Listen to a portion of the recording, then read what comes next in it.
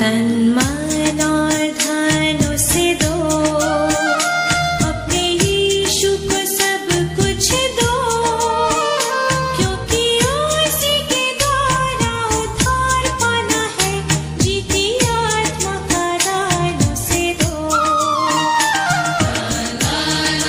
धन उसे दो। परमेश्वर के धन्य नाम की महिमा हो। आज के आराधनात्मक मनन की ओर आप सभी का बड़े प्रेम के साथ स्वागत करता हूँ। आइए आज के मनन के लिए हम पढ़ते हैं अय्यूब अध्याय 13 पद 15। वह मुझे घात करेगा, मुझे कुछ आशा नहीं, तो भी मैं अपनी चाल चलन का पक्ष लूंगा। रचना काल को देखा जाए, यह अनुमान किया जाता है कि अय्यूब की पुस्तक बाइबल की सबसे पुरानी पुस्तक है। अय्यूब को बाइबल पंडितों के द्वारा अब्राहम के समकालीन व्यक्ति के रूप में मानते हैं, अर्थात अब्राहम जिस जमाने में जीवित था उसी जमाने में अय्यूब भी जीवित। यहूदियों के पौराणिक विधि व्यवस्थाओं का जिक्र किया गया ग्रंथ तलमूद के अनुसार अय्यूब की पुस्तक की रचना मूसा उस समय की थी जब वह मिद्यान में था। निर्गमन 3:1। अय्यूब का जीवन परमेश्वर के प्रति एक भक्त का आत्मसमर्पण का सर्वोत्तम उदाहरण है। प्रारंभ में पढ़ी गई पद का अंग्रेजी अनुवाद इस प्रकार है, though he slay me I will hope in him. मेरी हिंदी कमजोर होने की वजह से हो सकता है मुझे हिंदी अनुवाद उतना समझ में नहीं आया। अंग्रेजी के अनुवाद को यदि हम सीधे हिंदी की ओर अनुवाद करें तो वो इस प्रकार होगा, वो मुझे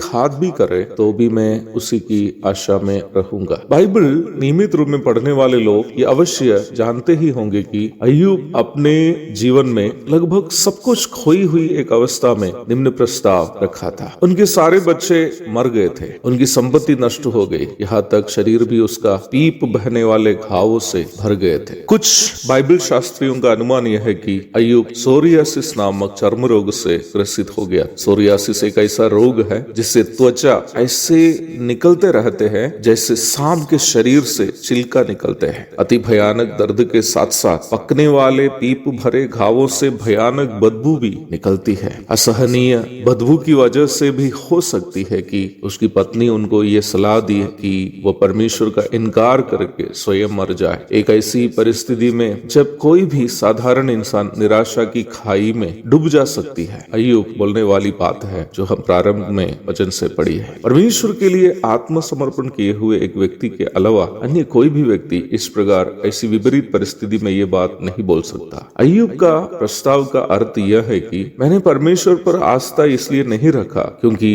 परमेश्वर ने मुझे संपत्ति, संतान या सेहत से आशीषित किया। मैंने परमेश्वर पर इसलिए आस्था रखा था क्योंकि वो परमेश्वर है। आस्था रखने और आराधना करने के लिए वह लायक है। आत्मसमर्पण का इससे उत्तम उदाहरण शायद ही हम कोई दूसरा इंसान में देख पाएंगे। आत्मसमर्पण और आराधना एक सिक्के के दो पहलू के समान। एक प्रकार देखा जाए आत्मसमर्पण से बड़ी आराधना है भी नहीं। रोमी 12:1 में हम इस प्रकार पढ़ते हैं, इसलिए हे भाइयों, मैं तुमसे परमेश्वर की दया स्मरण दिलाकर विनती करता हूँ कि अपने शरीरों को जीवित और पवित्र और परमेश्वर को भावता हुआ बलिदान करके चढ़ाओ, यही तुम्हारी आत्मिक सेवा है। अंग्रेजी के अनुवाद में इस पद का अंतिम भाग इस प्रकार है, it is your spiritual service of worship. आप इस बात को अवश्य जानते ही होंगे कि बलिदान शब्द पुराना नियम में आराधना को सूचित करने वाला एक शब्द है। नया नियम की ओर आते समय प्रेरित पौलुस भी परमेश्वर के प्रति अपने आत्मसमर्पण से प्रेरित होकर जितनी भी बातें उनके लाभ की थी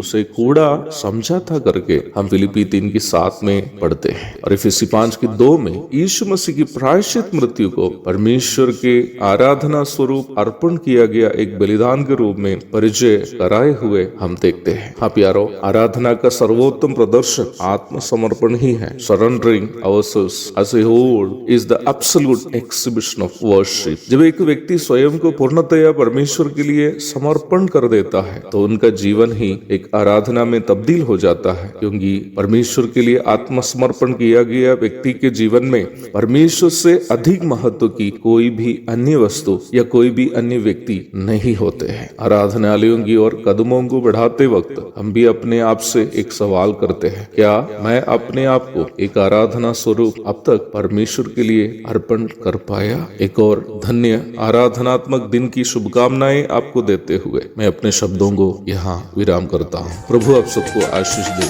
आमीन। यीशु नाम